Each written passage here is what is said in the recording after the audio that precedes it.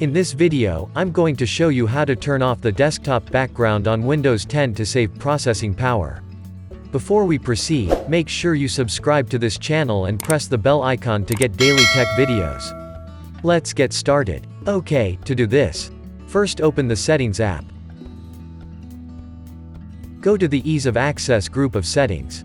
Select the Display tab. Scroll down to the Show Desktop Background Image switch and turn it off. Your desktop background will be replaced with a solid black and it will start to load much faster. Alternatively, you can also make your background black without disabling it. To do that, go to the Personalization group of settings. Select the Background tab, then open the Background dropdown. Now select a solid color. You can pick a preset color or click Custom Color, and pick any color that you like. You can also use an RGB or hex color code to set a specific color. That is it guys, this is how you can easily turn off desktop background on Windows 10. If you like this video, give it a thumbs up.